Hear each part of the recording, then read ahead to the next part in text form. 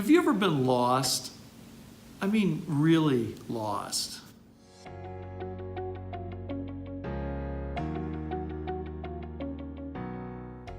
This week, during one of the Hearts of Palm Youth Mission Weeks, when the kids gather here in the youth room, a gentleman from the Lord's Place came up and spent an hour or so kind of telling his story to these young kids from St. Paul's up in Chattanooga.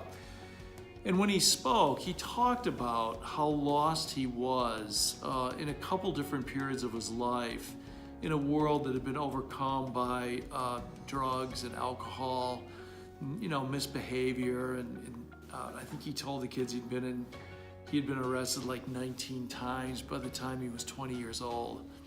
And as he was talking about his story, sharing his story, I was thinking also about those young boys, the soccer team that was lost in those caves over in Thailand. And in both of the stories unfolding, this gentleman's story, the boys being lost in the caves, I could not help but think about God and how God always seeks the lost. And we know that so well, it's hardly new news. But we know it so well because it's the truth of the gospel that you and I are lost, really lost. And we think we can get ourselves found if we just try hard enough. But we can't.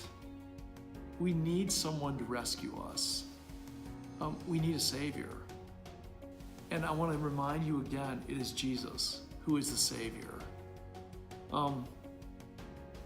We live under the illusion that we can kind of go exploring in life and get our way out.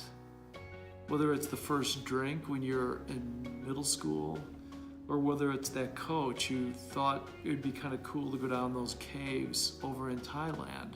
It doesn't really matter. The point is, we think we can go on these journeys of life and make it on our own. And we can't. We get into so much trouble. And God spends an eternity searching for us, looking just for you.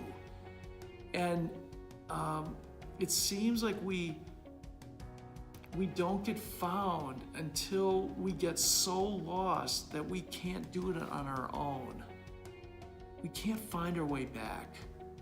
We need somebody. And I'm here to tell you today, there is someone searching for you who wants you to find you and to carry you home. We'll see you Sunday.